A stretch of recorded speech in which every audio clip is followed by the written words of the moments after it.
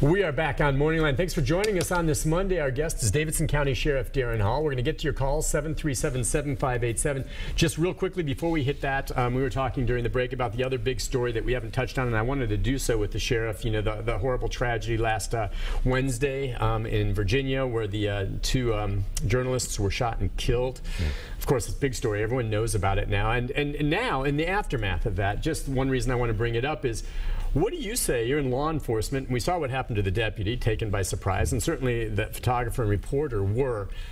What do you say to reporters in this market or any market now that worry that copycats are going to see that and maybe decide, here's my chance to commit some type of crime live on the air? We know the case in Virginia, there was a connection there. Right. But now, you know, that someone sees that, it was just crazy, and just decides, this is my chance. What do you do?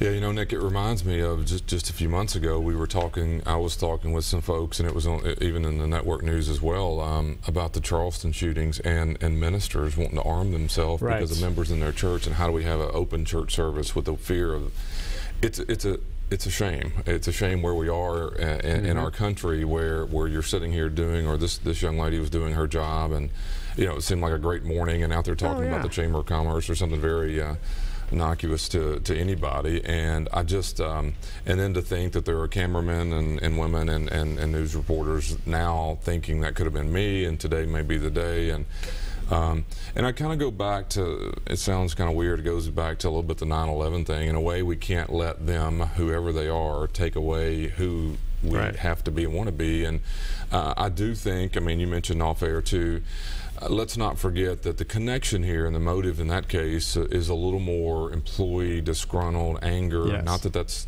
an excuse, but I do think those are real issues and very real in most, most places in this country today. A lot of times the person returns and shoots and goes into some rage over something like that. I think that's something to watch out for, all of us. I mean, if you look, and I haven't followed it all, but I read the stories early on, and there were times along the way where it sounds like that the director or the news director there was aware we had a loose cannon and some problems as they were letting him go, and people would run into him in the grocery stores. But it was, and I'm not saying you can solve it, but one of the things that I like I said just a minute ago, if you look and you try to find one thread of common interest of all of these cases, the Antioch shootings at the theater, the Aurora shootings. I was actually there the night that happened. I was driving literally right down the interstate when the Aurora theater shootings occurred. And Charleston, all of that. There is the thread of mental health problems. That's not the excuse. It's in the op-ed today, but one of the problems is we have deinstitutionalized. In the 50s and 60s, we basically said, let's take mental health cases and not put them in hospitals anymore. Let's take them out of that stigma. But what's happened, Nick, is they're in the criminal justice system. I mean, the shooting in Chattanooga, I mean, the guy had been arrested several times. Just, you know, the guy in Antioch had been arrested several times. But the problem is you have an opportunity to do something about this particular case, but we're treating it as a criminal justice issue. You're arrested because whatever you're doing, you broke a window out. The truth is, when you arrive in an institution, you're a mental health case. That's the reason you broke the window out. You're not on medication. Your family's given up on you. You don't have a lot of resources. And my point is, in the old days, that person may have been committed to a hospital because of their condition. Today, they're arrested and released, and then they end up in a lot of every one of these cases we're talking about. The Chattanooga shooting had criminal justice involvement. The Antioch shooting had criminal justice involvement. The person in the reporter shootings, maybe not criminal justice, but if you listen to what was going on, there was enough issues in dealing with him that I believe we as a society had a chance to deal with it. Yes, guns are a conversation to have. Yes, race is a conversation to have. But what no one's really talking about is virtually every one of these cases has an element of mental health problems, and there is no option for that person. They get arrested and released, and then we let them wander with the potential of getting a gun and potential of causing harm. But I want, hopefully, society to look at and say, wait, what is the best option for a person who does have problems in the mental health world, and it's too late after they go in and shoot up a theater. to talk about it as a, and everybody wants a solution of the gun issue or race. My theory is that the thing that's in common with virtually every case we've talked about, there's an element of mental health problems in there, and there's no option for that person. And there's almost always warning flags. Somewhere. And so if there were options, maybe some of this could be prevented. That's a good point. And you walk a fine line, though. Right. You know, mental illness, you just don't lock them up because you have one. But I know exactly what you're saying. All right, let's get to some phone calls now. Let's go to Joe. Joe, good morning. Good morning, Nick. Hey, Joe. I've got several things here right quick. I'll try to get to them. I don't think I can remember. Okay. I agree with just about everything the sheriff has said. And I applaud the people in Virginia and Louisiana and Texas for not rioting and looting and burning the stores down and stuff like that for these incidents that's happened lately. And you know, we're having a shooting here about every night. You know, one shooting a week every night of the week here in Nashville, and I would wonder why that African American leaders in Nashville or all over the country hasn't spoken out about some of the stuff that's going on. It's reverse of what's been going on, what they've been saying, but. Another thing is the Department of Corrections problem. Mr. Schofield is going to have an outside group to do an audit of the prisons. The only problem is he's one of the members of this organization, which you know how that's going to turn out. So, and another thing that nobody has really addressed, and this touches on a little bit of what the sheriff just said. You got the Lois Beres Special Needs, which is a hospital wing of the Department of Corrections. They have a big mental health facility there, along with a bunch of other things. And they're supposed to, when they're dealing with these people, and people that's on death row and stuff, if a nurse has to go treat them for whatever reason in their cell or whatever, they're supposed to have 2 guards with them. Right now, they're lucky if they have 1. So, you know, it's an ongoing problem with the shortage of guards. Right. Another thing I'll say real quick, it's starting to pay for a guard in Department of Corrections in Tennessee is, I think, a little debate on it's $24,000 to $27,000 a year. Now, you try to live on $24,000 to $27,000 a year as a salary. Yeah, I agree, Joe. It's just not, and for but are you finding that the pool, or have you seen any effect yet in terms of hiring deputies still?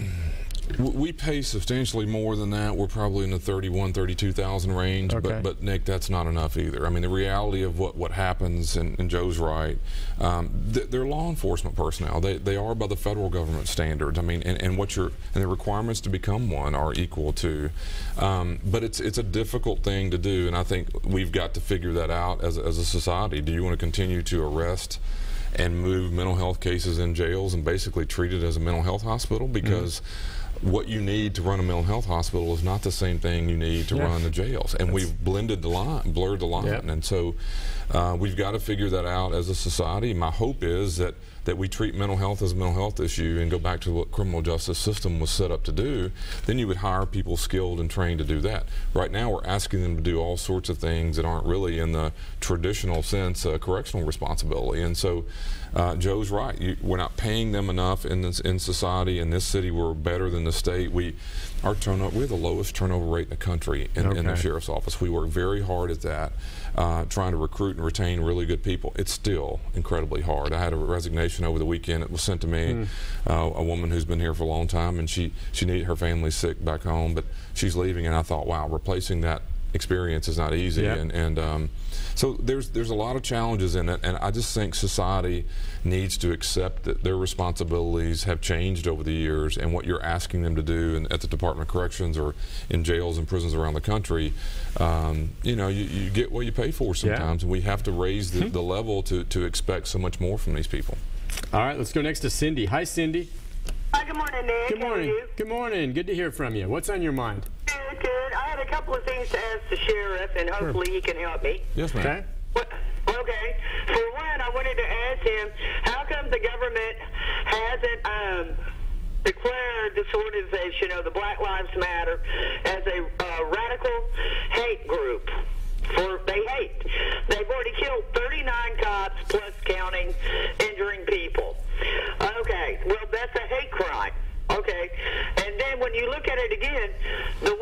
guy, kid that wasn't even connected to the SCV, the Confederate flag, it got banned when it had nothing to do with Confederacy. And then number 3, here in Nashville, you've got Hispanics that are illegals walking down the street carrying Mexican flags. Well, there was also a very high-honored sheriff, I guess he's a general, who stated, we need so much help. He's begging for Barack Obama to help. And he says, but where is he? Where is he? Okay, we have innocent police officers getting killed for doing their job. Now that's the most disgusting thing I've ever seen. If I have to watch that, I mean, what help is that for us when y'all are doing your job and doing the best you can?